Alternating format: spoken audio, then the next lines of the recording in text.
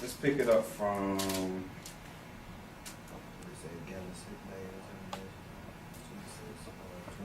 Yeah, yeah.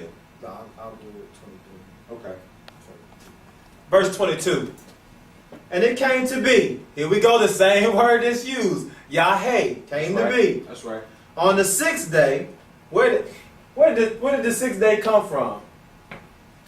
That came from the fifth day. That came from the fifth. All right? That they gathered twice as much bread, 2 omers for each one. And all the rulers of the congregation came and told Moshe. Here we go. Moshe is giving them the ordinances of Shabbat. That's right. He's telling you when the Shabbat is. They don't know. He's saying this is the Shabbat. He's telling them when. All right?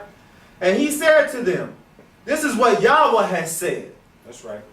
Mahar is Shabbat, or tomorrow is a Shabbat. A Shabbat set apart to Yahweh. That's right. Tomorrow. That which you bake, bake. And that which you cook, cook. And lay up for yourselves all that is left over to keep until morning. That's right. And they laid it up till morning as Moshe commanded. And it did not stink, and no worm was in it. And Moshe said, eat it today, for today is Shabbat to Yahweh. It's a Shabbat unto Yahweh. Today you do not find it in the fields. He didn't say in the evening. That's right. Right?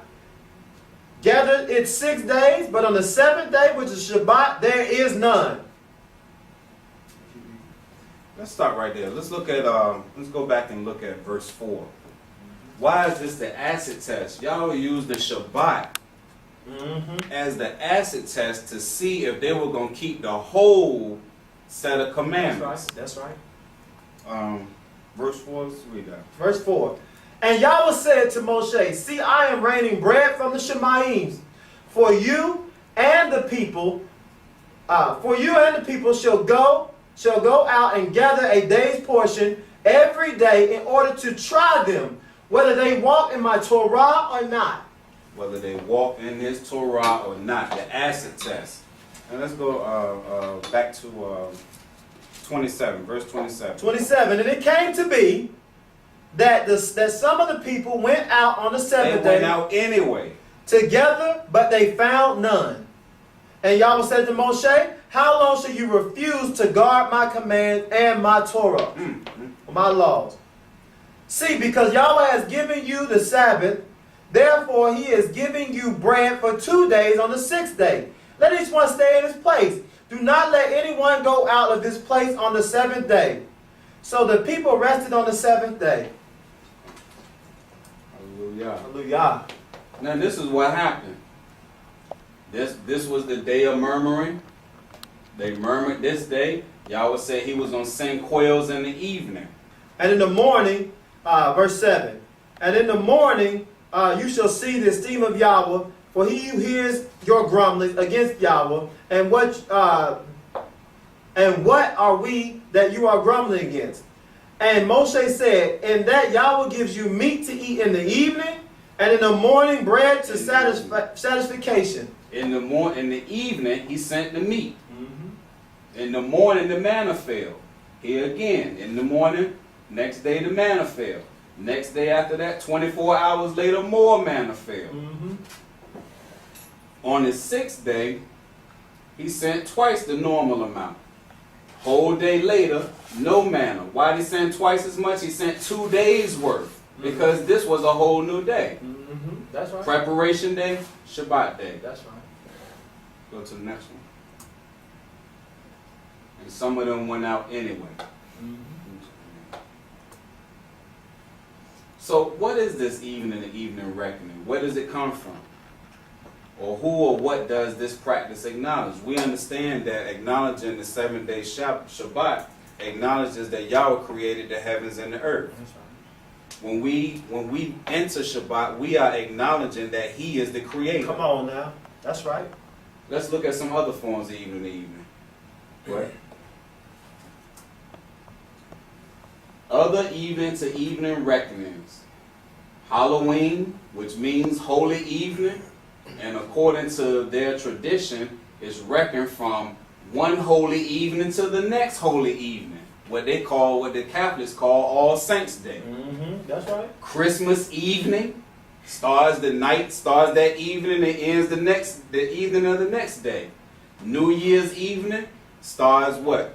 That evening, the following evening, or what they call New Year's Day, and ends New Year's evening. Easter, according to the church custom, is reckoned from Saturday evening to Sunday evening. Especially by the Catholics. Yeah, especially by the Catholics.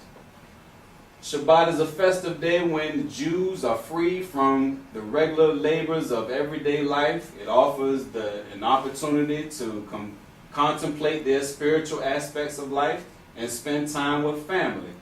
Shabbat is observed a few minutes before sunset on Friday evening until the appearance of 3 stars in the sky Saturday night. This is from the Jewish Encyclopedia. So what are these 3 stars? What are these 3 stars, and where do they find that in the scriptures? I've never read that in the scriptures. You ever read that in the scriptures? No. Okay, according to astronomers, typically the first things that are visible are planets. Venus, Jupiter, or Mars. Then the brightest stars that are closest to us, more dense stars, Vega, Sirius, Arcturus, or Falhart. You can turn again. We'll go back there. Turn again. This is a chart talking about evening twilight and the morning twilight. The word Arev actually means twilight. It's a mixing of light. That's what the word twilight means. It means 2 lights. Okay, you can turn. We'll go back there.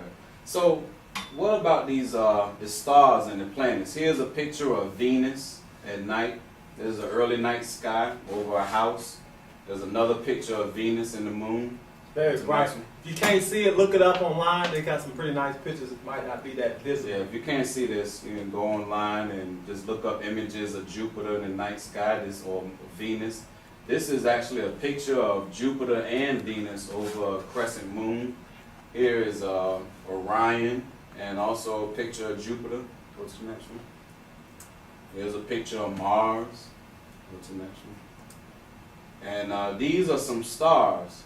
Here's Jupiter.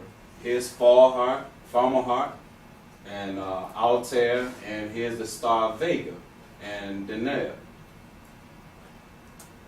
So, and also, this is Virgo. This is also another set of stars. Here's Venus. Here's Mars. Here's Saturn. Here's Mercury down here. Here's the moon. You know, stars Vesta. Virgo is the second largest constellation. In Mitzrayim, it was called Isis.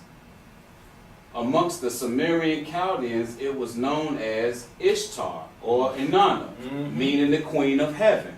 Return to the Yirmiyahu, it talks about how they were baking cakes. The women were kneading dough and baking cakes to the Queen of Heaven. You know, this was a idolatrous practice.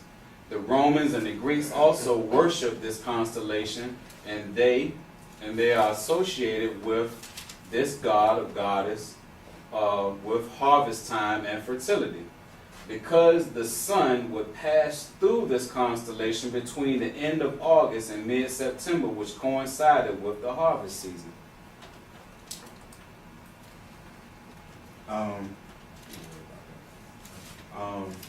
Let's look at the book of Job. Job 38, verse 7.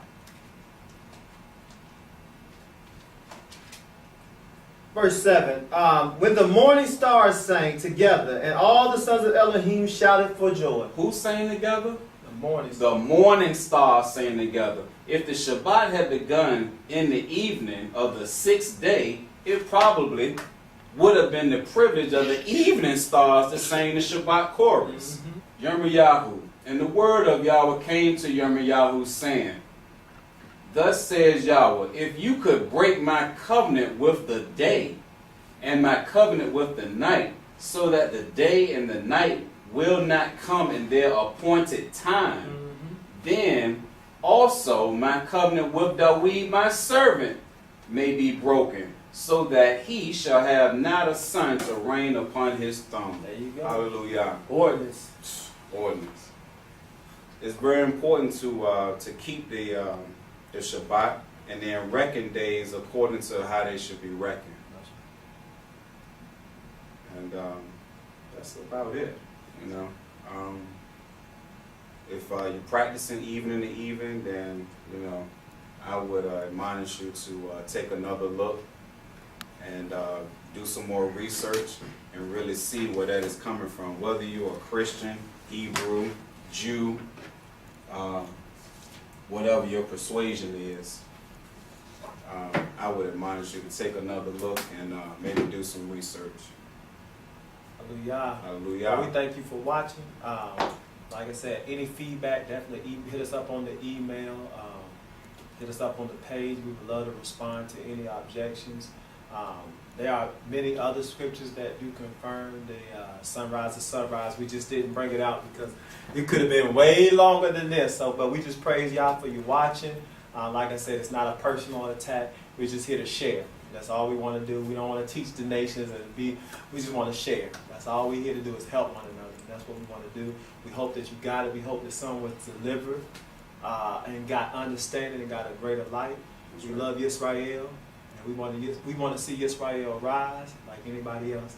This is Shema Yisrael, and until the next time, our people out there, shalom, shalom. Shabbat shalom.